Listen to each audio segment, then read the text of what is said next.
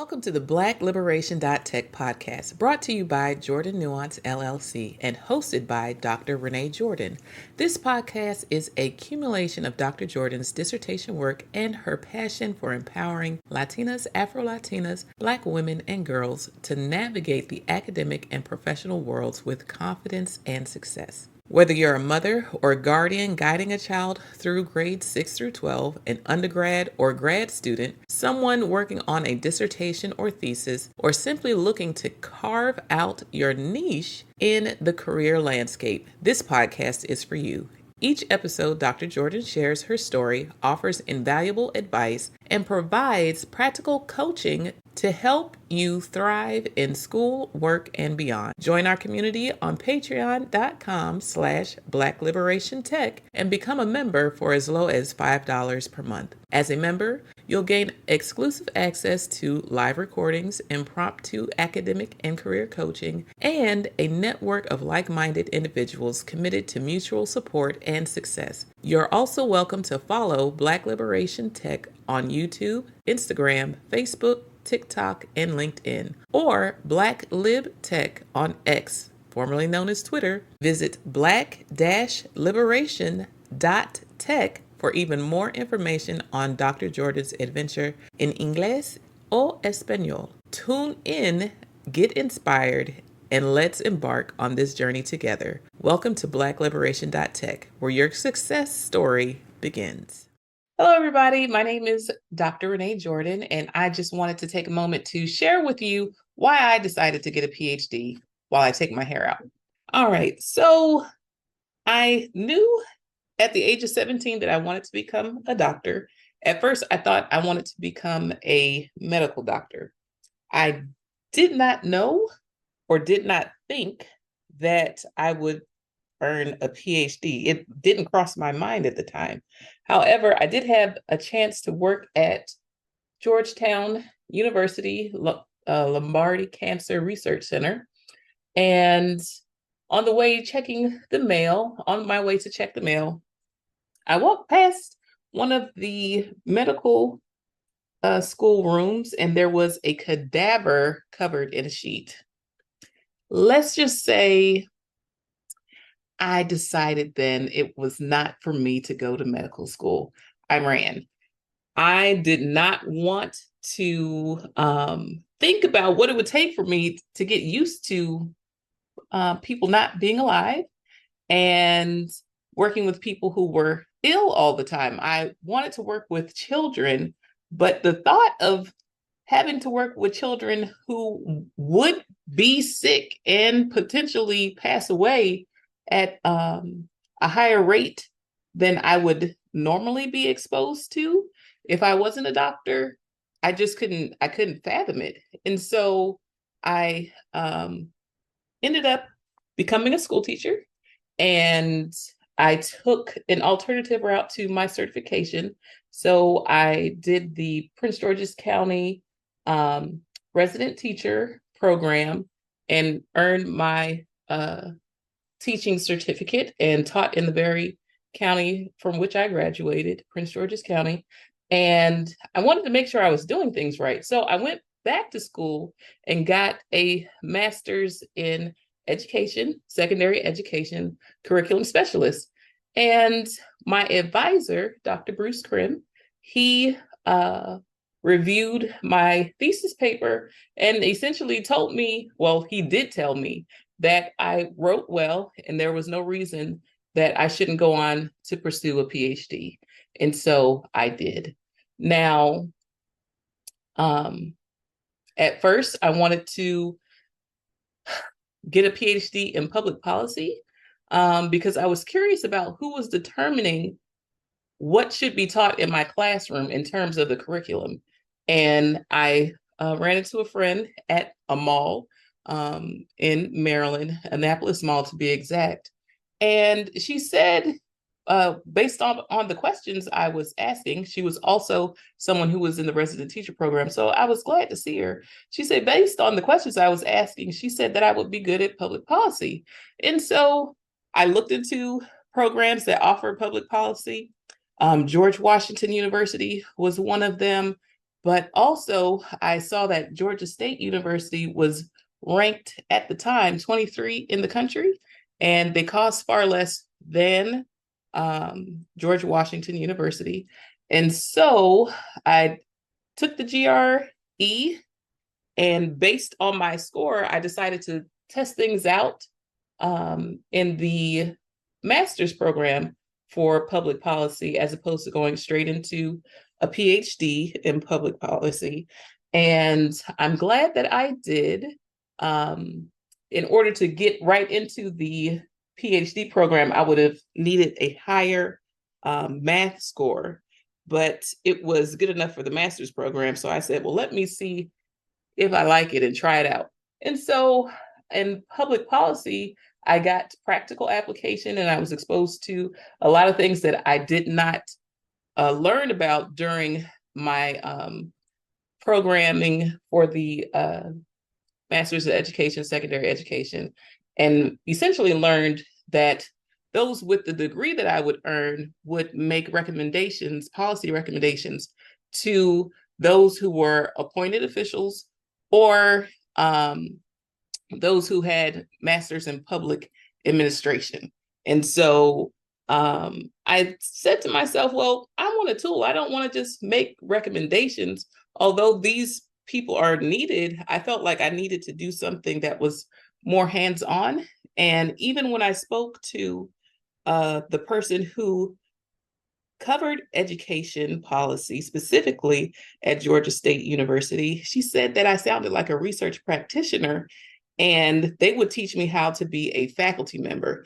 And she wasn't sure that I would be satisfied with writing and researching from a distance, if you will, about what's happening in education as it relates to policy. But I sounded like I wanted to be on the ground, essentially. And that was true. So I decided that I needed a tool. And I heard before, that you should get a PhD in something that you love, because that's going to help you make it through the long time that it takes to actually earn a PhD. And I knew it was going to take me some time because I worked full-time. I was not a full-time student in the sense that I did not have full-time employment, but I went to school and I went to work. And so I knew it was going to take me some time, and I needed to get a PhD, or wanted to get a PhD in something that I really loved and enjoyed. And throughout my career, technology was something that has always followed me. I've always been on the side of helping others with technology, and that allowed me to not only integrate it into my teaching practices. I taught high school biology for 7 years, but I also was able to work with my coworkers and train them, and work with different teachers so that we could get updated and know all the latest and greatest as it related to our learning management systems.